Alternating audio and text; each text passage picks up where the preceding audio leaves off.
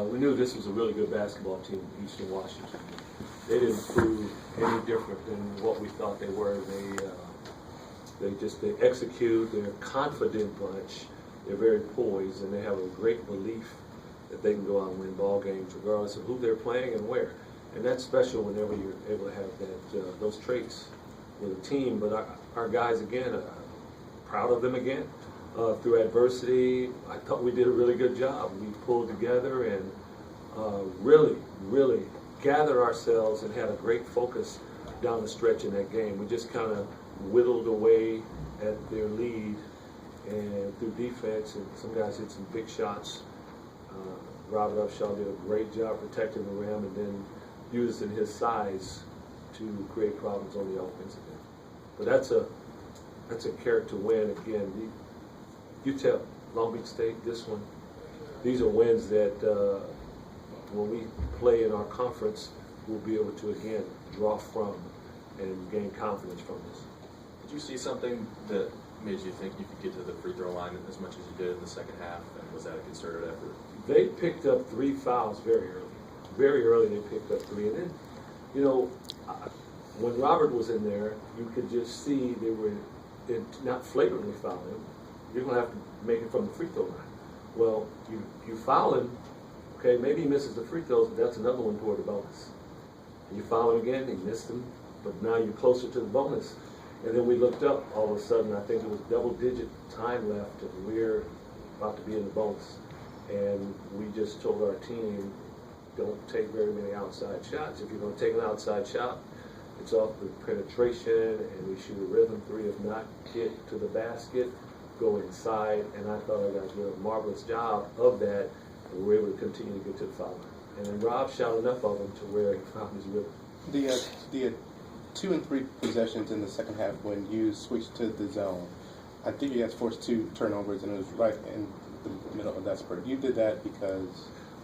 At that time, they weren't killing us offensively, but Sean and Robert were in the game at the same time. And with their movement and their spacing and their multiple drivers, we felt maybe we can throw them off the rhythm a little bit, and it will allow us to maybe make them pay on the other end by having Sean and Robert in, because their tallest guy, Joyce, was going to guard Robert, and an even smaller guy may guard Sean. So we looked at playing zone a little bit so that we could leave them in the game. What did you see from Darren that he earned the extra minutes there in the second half? He just played within himself. I've seen Darren be even more aggressive offensively, but, tonight he played a little bit like not to make a mistake, which I don't like guys doing, but he played safe. And he stayed in there. He did a decent job defensively to where he was able to make a couple of nice buckets for us. There were a few moments tonight when you looked like if you had any hair, you would have been pulling it out. Right. Did that surprise you, that you had the amount of unforced errors and whatnot that you did, especially in that first half at this point in the season? Yeah, we made a couple of plays, uncharacteristic turnovers for this team. We're averaging 11 turnovers a game, and like you said, they were unforced. Probably about 5 of our turnovers were just unforced. And we just hadn't done it. But another testament to our guys' resiliency. Just came back and kept trying to work. I thought down the stretch, our guys really buckled down and played defense. How good of a free throw shooter is Robert? What can we expect out of him? Because if he's going to be in the end of the game, he's going to get hacked like that if he continues. Yeah, he was in the end of the game tonight. Yeah. He made most of his free throws down the stretch. And he played games. He obviously had a very bad start from the foul line tonight. But I think almost every tight game we've had, Robert has been in the game at the end of the game. It hasn't hurt us one time at the foul line.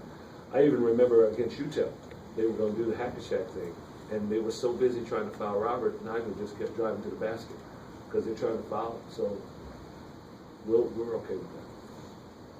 What he does on the other end can't get that out, but protects the basket. Does he kind of have a calming presence, when he enters the game? Does it change the emotional tenor of the team? I don't know. I think it's a different look. Sean gives a different look. Rob gives a different look. When they're together, that's a different look. I think this team has just kind of embraced their roles and just understand, okay, when we have this lineup in, this is what's probably going to happen, and so on and so forth. How close were you to losing your coat tonight? No, I wasn't close to losing my coat tonight. But I was probably more disappointed in a couple of our decisions than I was the officiating. Anything else, guys? Thank you all.